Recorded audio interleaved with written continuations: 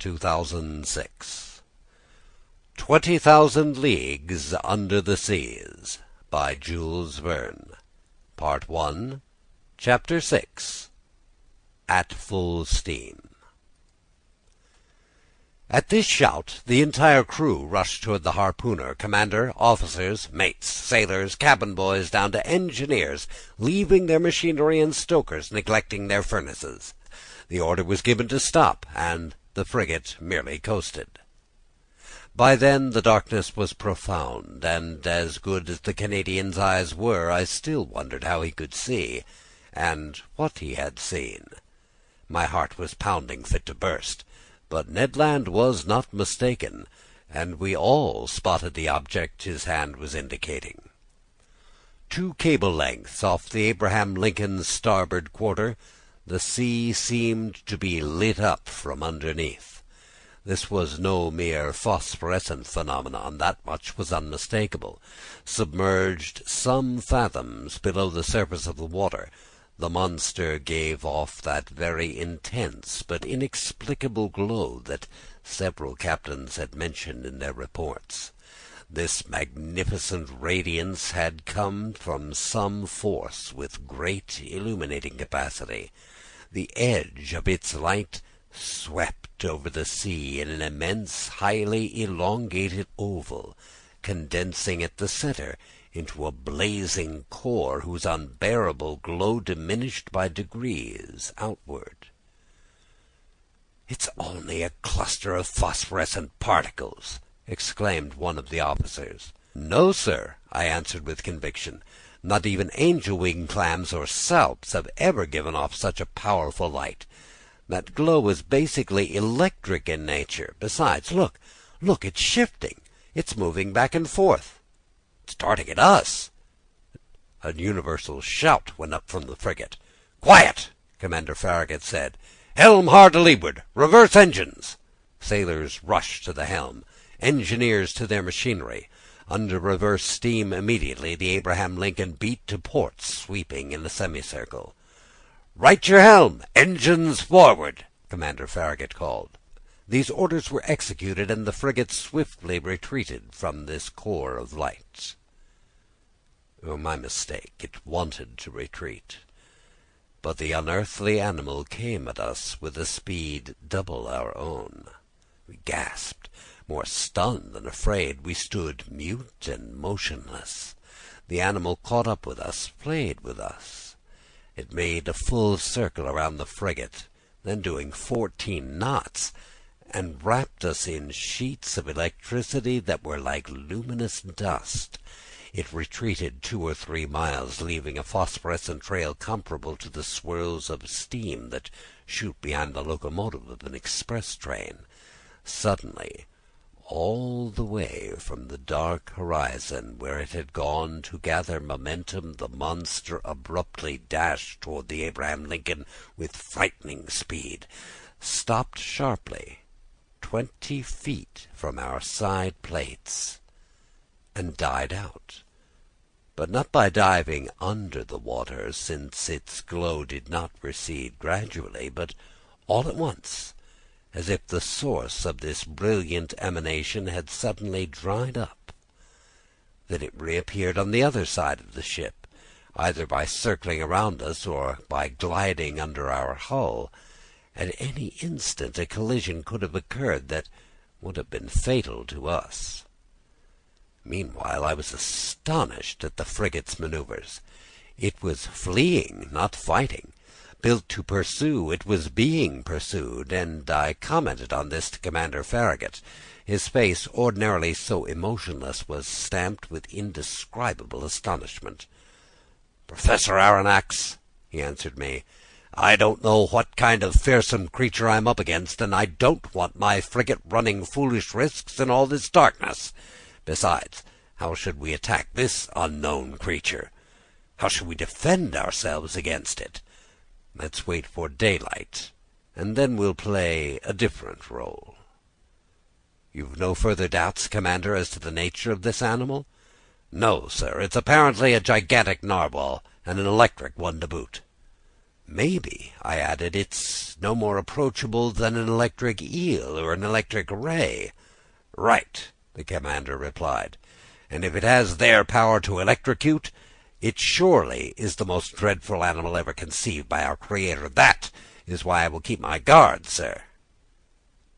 The whole crew stayed on their feet all night long. No one even thought of sleeping.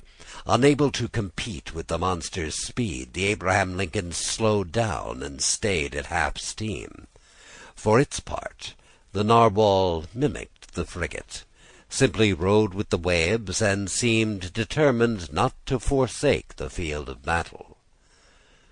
However, near midnight it disappeared, or, to use a more appropriate expression, it went out like a huge glowworm. Had it fled from us? We were duty-bound to fear so rather than hope so, but at 12:53 in the morning a deafening hiss became audible, resembling the sound made by a waterspout expelled with tremendous intensity. By then Commander Farragut, Ned Land, and I were on the afterdeck, peering eagerly into the profound gloom. "Ned Land," the commander asked, "you've often heard whales bellowing?" "Often, sir, but never a whale like this, whose sighting earned me $2,000. "Correct. The prize is rightfully yours. But tell me, isn't that the noise cetaceans make when they spurt water from their blowholes?" "The very noise, sir. But this one's way louder. So there can be no mistake. There's definitely a whale lurking in our waters. With your permission, sir," the harpooner added, "tomorrow at daybreak we'll have words with it." "If it's in a mood to listen to you, Mr. Land," I replied in a tone far from convinced. "Let me get within 4 harpoon lengths of it," the Canadian shot back, "and it had better listen." "But to get near it," the commander went on, "I'd have to put a whaleboat at your disposal?" "Certainly, sir." "That would be gambling with the lives of my men." "And with my own," the harpooner replied simply. Near 2 o'clock in the morning the core of light reappeared, no less intense, 5 miles to windward of the Abraham Lincoln. Despite the distance, despite the noise of wind and sea, we could distinctly hear the fearsome thrashings of the animal's tail, and even its panting breath. Seemingly, the moment this enormous narwhal came up to breathe at the surface of the ocean, air was sucked into its lungs like steam into the huge cylinders of a 2,000 horsepower engine. I said to myself, a cetacean as powerful as a whole cavalry regiment. Now there's a whale of a whale. We stayed on alert until daylight, getting ready for our action. Whaling gear was set up along the railings. Our chief officer loaded the blunderbusses, which can launch harpoons as far as a mile, and long duck guns with exploding bullets that can mortally wound even the most powerful animals. Ned Land was content to sharpen his harpoon, a dreadful weapon in his hands. At 6 o'clock the day began to break, and with the dawn's early light the narwhal's electric glow disappeared. At 7 o'clock the day was well along, but a very dense morning mist shrank the horizon, and our best spy-glasses were unable to pierce it. The outcome, disappointment and anger. I hoisted myself up to the cross-trees of the mizzen-sail. Some officers were already perched on the mastheads. At 8 o'clock the mist rolled ponderously over the waves, and its huge curls were lifting little by little. The horizon grew wider and clearer all at once. Suddenly, just as on the previous evening, Ned Land's voice was audible. "There's the thing in question, astern to port!" the harpooner shouted. Every eye looked toward the point indicated. There, a mile and a half from the frigate. A long, blackish body emerged, a metre above the waves. Quivering violently, its tail was creating a considerable eddy. Never had caudal equipment thrashed the sea with such power. An immense wake of glowing whiteness marked the animal's track, sweeping in a long curve. Our frigate drew nearer to the cetacean. I examined it with a completely open mind. The reports from the Shannon and the Helvetia had slightly exaggerated its dimensions, and I put its length at only 250 feet. Its girth was more difficult to judge, but all in all the animal seemed to be wonderfully proportioned in all three dimensions. While I was observing this phenomenal creature, 2 jets of steam and water sprang from the blowholes and rose to an altitude of 40 meters, which settled for me its mode of breathing. From this I finally concluded that it belonged to the branch Vertebrata, class Mammalia, subclass Monodelphia, group Pisciforma, order Cetacea, family... But here I couldn't make up my mind. The order Cetacea consists of 3 families, baleen whales, sperm whales, and dolphins, and it's in this last group that the narwhals are placed. Each of these families is divided into several genera, and each genus into species, and species into varieties, so I was still missing variety, species, genus, and family. But I no doubt would complete my classifying with the aid of Heaven and Commander Farragut. The crew were waiting impatiently for orders from their leader. The latter, after carefully observing the animal, called for his engineer. The engineer raced over. "Sir," the commander said, "are you up to pressure?" "Aye, sir," the engineer replied. "Fine. Stoke your furnaces and clap on full steam." 3 cheers greeted this order. The hour of battle had sounded. A few moments later the frigate's 2 funnels vomited torrents of black smoke, and its deck quaked from the trembling of its boilers. Driven forward by its powerful propeller, the Abraham Lincoln headed straight for the animal. Unconcerned, the latter let us come within half a cable length. Then, not bothering to dive, it got up a little speed, retreated, and was content to keep its distance. The chase dragged on for 3/4 of an hour without the frigate gaining 2 fathoms on the cetacean. At this rate it was obvious that we were never going to catch up with it.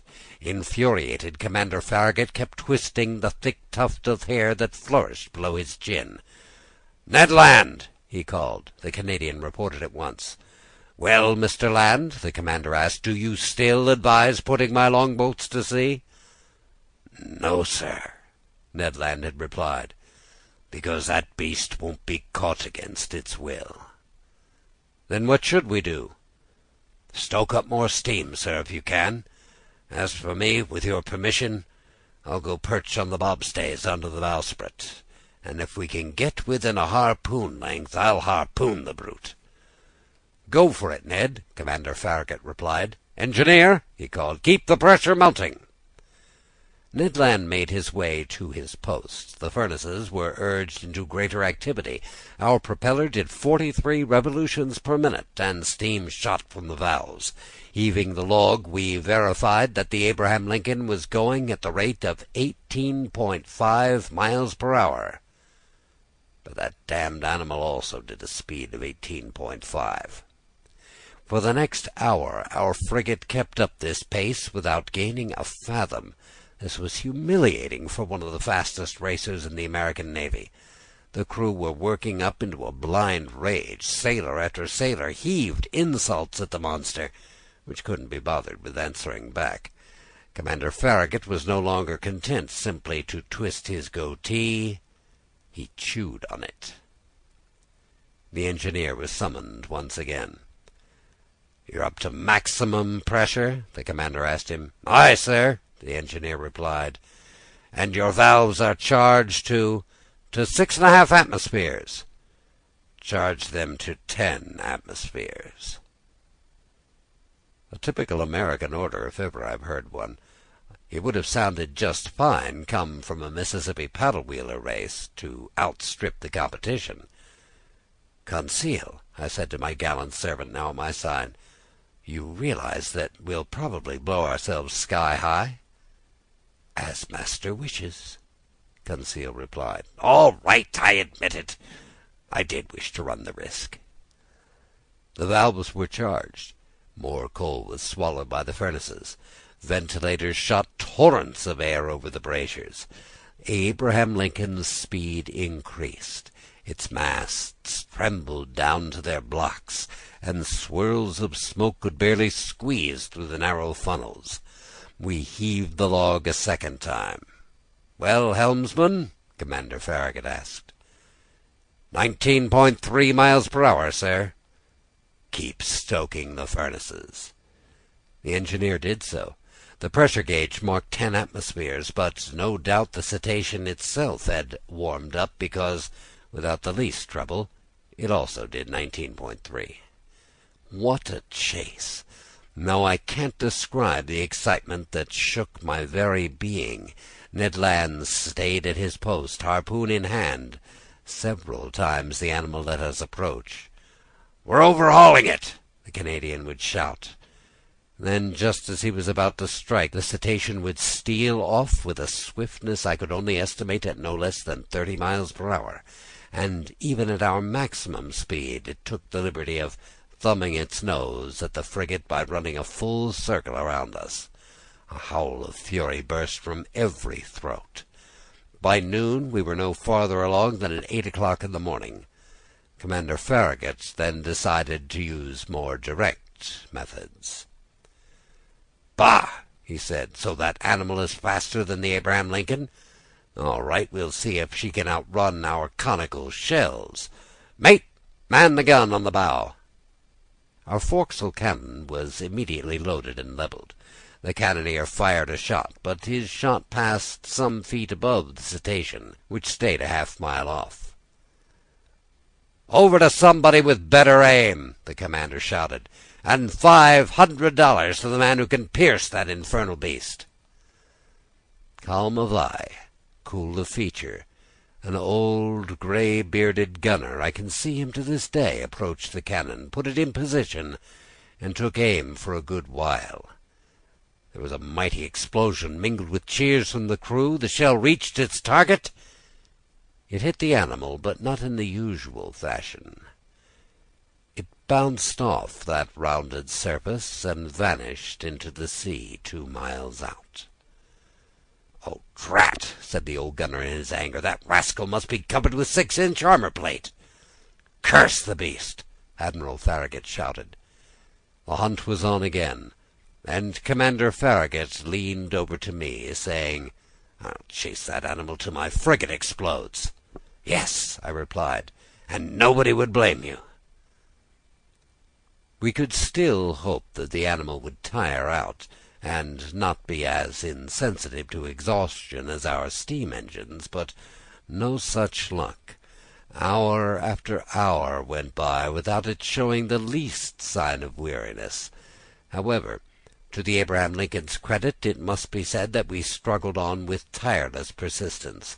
I estimate that we covered a distance of at least 500 kilometers during this ill-fated day of November 6th.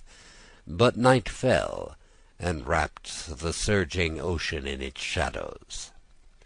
By then I thought our expedition had come to an end, that we would never see this fantastic animal again. I was mistaken. At 10:50 in the evening, that electric light reappeared 3 miles to windward of the frigate, just as clear and intense as the night before. The narwhal seemed motionless. Was it asleep, perhaps? Weary from its work-day, just riding with the waves? This was our chance, and Commander Farragut was determined to take full advantage of it. He gave his orders. The Abraham Lincoln stayed at half steam, advancing cautiously so as not to awaken its adversary.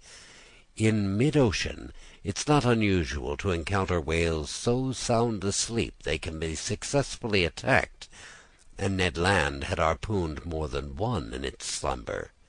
The Canadian went to resume his post on the bobstays under the bowsprit. The frigate approached without making a sound, stopped 2 cable lengths from the animal, and coasted. Not a soul breathed on board. A profound silence reigned over the deck. We were not 100 feet from that blazing core of light, whose glow grew stronger and dazzled the eyes. Just then, leaning over the forecastle railing, I saw Ned Land below me, one hand grasping the martingale, the other brandishing his dreadful harpoon. Barely 20 feet separated him from that motionless animal. All at once his arm shot forward, the harpoon was launched. I heard the weapon collide resonantly, as if it had hit some hard substance. The electric lights suddenly went out, and 2 enormous waterspouts crashed into the deck of the frigate, racing like a torrent from stem to stern, toppling crewmen, breaking spare masts and yardarms from the lashings. A hideous collision occurred, and, thrown over the rail with no time to catch hold of it, I was hurled into the sea. So ends Part 1, Chapter 6, At Full Steam.